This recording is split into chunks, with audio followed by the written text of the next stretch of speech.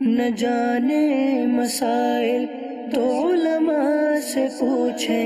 ये हुक्म मुबीन हमको रब से मिला है, हमको रब से मिला है, हमको रब से मिला है।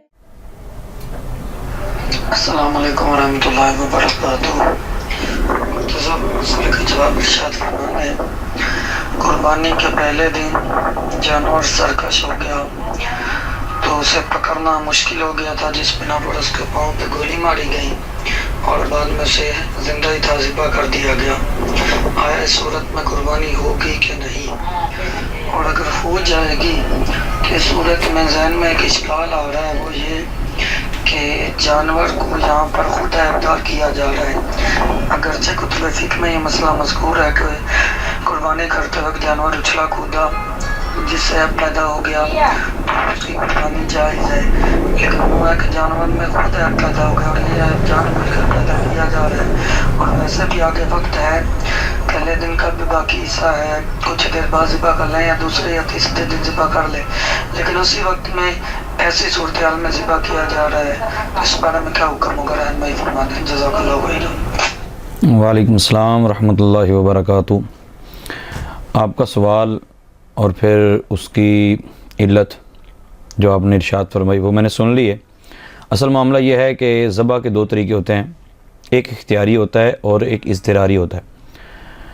और इख्तियारी जो आम नॉर्मली अंदाज से हम करते हैं, और इज़्तिरारी का मतलब ये होता है कि मजबूर हो जाए बंदा, सांड वगैरह हमला कर दे, या बाज़ औक़ात ऐसे जानवर होते हैं जिस तरह आजकल नज़र आ रहा है बाज़ को कि बाज़ इलाक़ों में ऐसा हुआ भी कि बंदे की डेथ हो गई, या जो कुर्बानी करने वाला कसाब था उसके अनाड़ीपन की वजह से वो बेचारा ला तड़वा बैठा, मतलब उसको काफ़ी नुकसान हुआ। इस तरह के मामलात होते रहते हैं, आप सोशल मीडिया पे देखते रहते हैं। बहार शरीयत जिल्द नंबर 3 सफ़ा नंबर 319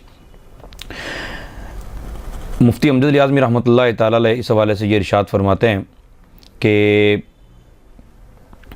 ज़बा इज़्तिरारी उसकी एक सूरत यह है कि जानवर ऐसा बिफर गया कि अब वो अगर हमला करेगा तो नुकसान पैदा होगा, तो उस सूरत में उसको आप तीर वगैरह मार सकते हैं। तो आजकल तीर तो है नहीं, ना ही नेज़े की सूरत हाल है, तो फिर गोली अगर मारी गई, जिस तरह आपने बताया कि टांग पे गोली मारी गई, तो टांग पे गोली मार कर उसको ज़बह करना बाद में बिल्कुल जायज़ और दुरुस्त है। अब आप फरमा रहे हैं कि उसमें ऐब खुद पैदा किया जा रहा है। मेरे प्यारे भाई, आपने अगर छुरी फेरने लगे और वो उछला कूदा और ऐब पैदा हो गया, तो उसमें भी आप ही मतलब फ़ाइल बने हैं, आपकी वजह से ही उसके अंदर ऐब पैदा हुआ है। तो ये कोई दलील नहीं है कि हम उसमें ख़ुद ऐब पैदा कर रहे हैं। ऐब नहीं पैदा कर रहे, बल्कि उसको ज़बह करने के जो असबाब हैं वो पैदा कर रहे हैं।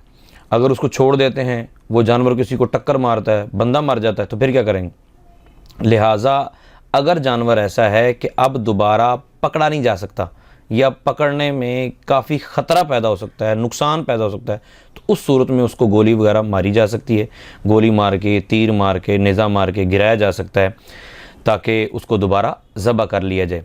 लेकिन आम थोड़ी बहुत तंगी और तकलीफ़ हो या डर लग रहा हो वैसे ही कि पता नहीं जानवर हमें मारेगा, तो मतलब एक वहम की बिना पर उसको गोली मारने की इजाज़त नहीं है। जब यकीन हो जाए कि अब ये पकड़ा नहीं जाएगा, जिस तरह बाज़ औक़ात थोड़ा सा ज़बह कर दिया जाता है तो थोड़ा सा ज़बह हो चुका, अब कटी हुई गर्दन के साथ जानवर भाग रहा होता है, या फिर ये होता है कि जानवर वैसे डर गया और उसके पास उसको रस्सा वगैरह डाला ही नहीं गया, तो अब उसको पकड़ना बहुत ही ज़्यादा मुश्किल है, इंतहाई ज़्यादा मुश्किल होता है।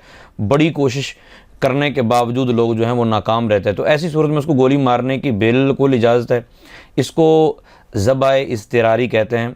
आप जो सूरत हाल बयान कर रहे हैं उसकी कोई वजह यहाँ नहीं पाई जा रही, मतलब ख़ुद ऐब डाला जा रहा है। ऐब नहीं डाल रहे, उसको ज़बह करने के असबाब पैदा कर रहे हैं, और ये जायज़ है, बिल्कुल दुरुस्त है, उनकी कुर्बानी भी दुरुस्त है। बाकी फिर आपने फरमाया कि कुर्बानी का भी वक़्त मौजूद है, पकड़ा जाएगा तो वक़्त का ख्याल रखेंगे ना।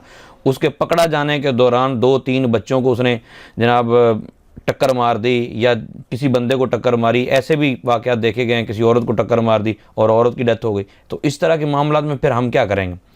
अब हम अफजलियत का एतबार करते हुए पहले दिन कुर्बानी करना ज़्यादा अफजल है, इसलिए पहले दिन ही करनी है, तो उसको पकड़ लिया जाए। बिफरा हुआ काबू कैसे आएगा।